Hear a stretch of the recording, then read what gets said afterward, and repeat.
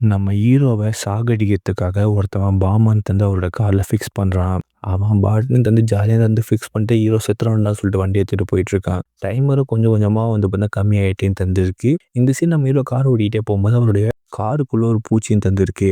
அதன்ட்டு வந்து பார்த்தீங்கன்னா அவர் அடிக்க ட்ரை பண்றாரு. பட் அது தப்பிச்சுக்கிட்டேன்னு தந்திருக்கு. உடனே நம்ம ஹீரோ காரை நிப்பாட்டிட்டு வண்டி முன்னாடி வந்து பார்த்தீங்கன்னா போயிட்டு வந்து நிற்கிறாரு. பார்த்தா அந்த பூச்சி அங்கே தான் தந்திருக்கு. அவர் ஷூ வச்சு தந்து கார் அடிக்கிறாரு. அந்த இடமே தந்து வெடிக்குது.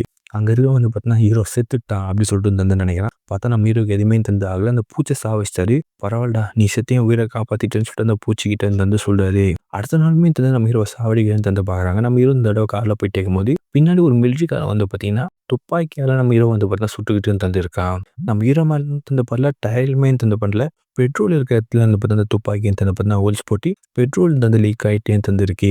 நம்ம ஹீரோ வந்து பார்த்தீங்கன்னா ஹீரோயின் கிட்ட பேசிட்டே தந்திருக்காரு. "என்னங்க ஏதோ சுடுற சவுண்ட் கேட்குது. என்னன்னு தெரியலம்மா" அப்படின்னு சொல்லிட்டு வந்து அவர் கார் ஓட்டிகிட்டே தந்து போறாரு. அதுக்கப்புறம் ஃபோன தந்து வச்சுறாரு. உள்ள வந்து பார்த்தா அந்த சிகரெட் பிடிக்கிறதுக்கு ஒரு லைட்டர் மாரி தந்திருக்கும். அத தூக்கி தந்து வெளில தந்து போறாரு.